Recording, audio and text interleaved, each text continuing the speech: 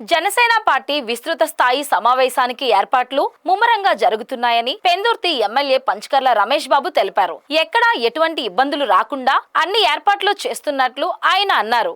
దీనికి సంబంధించి ఇప్పటికే వివిధ కమిటీలు ఏర్పాటు చేసినట్లు ఎమ్మెల్యే రమేష్ బాబు స్పష్టం చేశారు. గ్రామ స్థాయిలో పార్టీని మరింత బలోపేతం చేయడమే పార్టీ లక్ష్యమని అంటున్న ఎమ్మెల్యే రమేష్ బాబుతో మా ప్రతినిధి రాము ఫేస్ టు ఫేస్.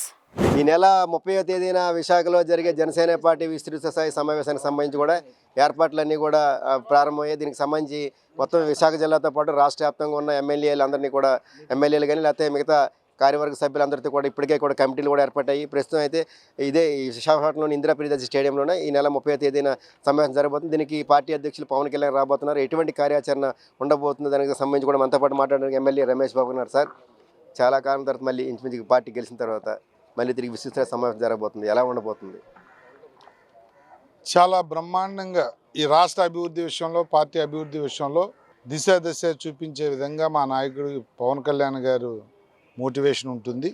రాష్ట్ర అభివృద్ధి ఎజెండాగా వారు పనిచేయటం మీ అందరికీ తెలుసు.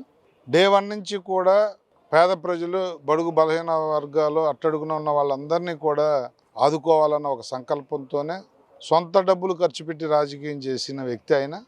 ప్రభుత్వంలో రాకముందు కూడా కిడ్నీ బాధితులు అవ్వచ్చు, రైతులు అవ్వచ్చు, భవన కార్మికులు అవ్వచ్చు, ఇలాంటి అనేక వర్గాలను ఆయన సొంత డబ్బులతో ఆదుకున్న విధానం.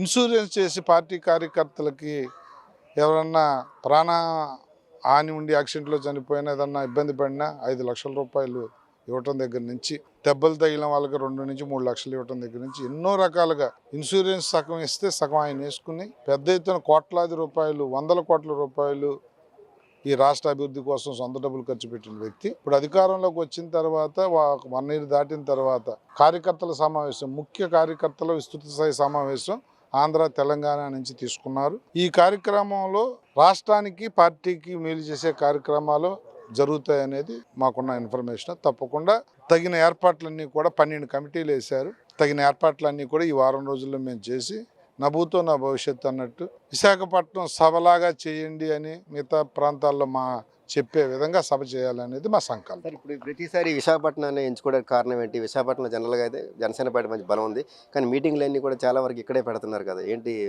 సెంటిమెంట్? కరెక్ట్, అది ప్రతిసారి కాదు. మొన్న పిఠాపురంలో పార్టీ ఆవిర్భావ సభ జరిగింది.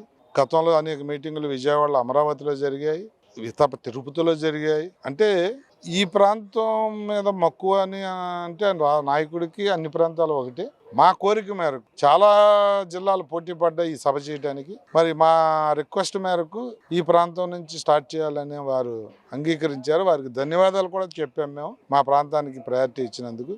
అన్ని ప్రాంతాల్లోనూ జరుగుతాయి. ఉత్తరాంధ్రలో ఇక్కడి నుంచి మొదలుపెట్టి ఈస్ట్ వెస్ట్ నుంచి కంటిన్యూగా వాళ్ళు ఎక్కడెక్కడ కావాలనుకున్నారో అన్ని చోట్ల జరుగుతుంది. జన సైనికులు ఏమైనా అంటే తీసుకొచ్చే అవకాశం ఉంటుంది? అది ముఖ్య కార్యకర్తలైనా లేకపోతే ఇంకేమైనా ఉంటుంది?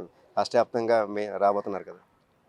2 రాష్ట్రాలు తెలంగాణ, ఆంధ్ర నుంచి ఇన్వైటీస్ మాత్రం వస్తారు. కానీ పవన్ కళ్యాణ్ గారి సభ అంటే మీకు తెలుసు, అభిమానుల్ని మేము కట్టడి చేయలేం. అలా వచ్చినా ఎవరన్నా కూడా ఏం చేయాలి, ఎలా కూర్చోబెట్టాలి అనే దాని మీద కూడా మేము ఆలోచన చేస్తాం. కేవలం ఇదైతే మేము పబ్లిక్గా చెప్తా ఉన్నాం, మీడియా ద్వారా చెప్తా ఉన్నాం, ఇది ఆహ్వానితులు మాత్రం వచ్చే విస్తృత స్థాయి కార్యకర్తల సమావేశం.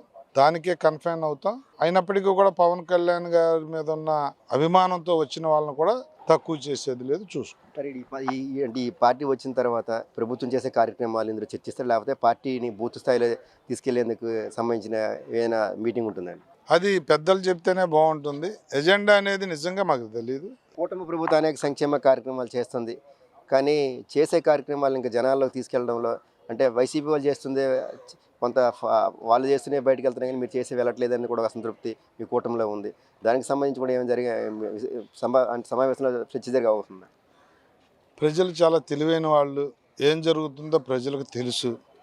కూటమి ప్రభుత్వం ఆర్థిక ఇబ్బందులు ఉన్నా కూడా ఈ రాష్ట్రంలో సంవత్సరంలో ఇచ్చిన మాట నిలబెట్టుకోవడానికి సూపర్ 6లో 4-5 పథకాలు మేము అమలు చేసామంటేనే సంవత్సరం లోపే ఈ ప్రభుత్వం పట్ల, ఈ కూటమి ప్రభుత్వం పట్ల ప్రజలకి ఒక అవగాహన ఉంది. రోజువారీ మేము డబ్బు కొట్టి మేము చెప్పాల్సిన అవసరం లేదు. తీసుకుంటున్న లబ్ధిదారులు ఉన్నారు, చేస్తున్న కార్యక్రమాలు. అయినప్పటికీ కూడా మా వంతు ప్రయత్నం మేము చేస్తూ ఉన్నాం. మొన్న వాలంటరీగా రైతుల అకౌంట్లో డబ్బులు వేసినప్పుడు రైతులు ముందుకు వచ్చి రూరల్లో, మీకు సిటీలో తెలియదు కానీ రూరల్లో ప్రతి నియోజకవర్గంలో ట్రాక్టర్లు ఎడ్ల బండులతో ర్యాలీలు చేశారు స్వచ్ఛందంగా. మళ్ళీ రేపొద్దున 25వ తారీఖు స్త్రీశక్తి ఫ్రీ బస్సు మీద అన్ని నియోజకవర్గాల్లో కూడా మహిళలు కార్యక్రమాలు చేయబోతూ ఉన్నారు.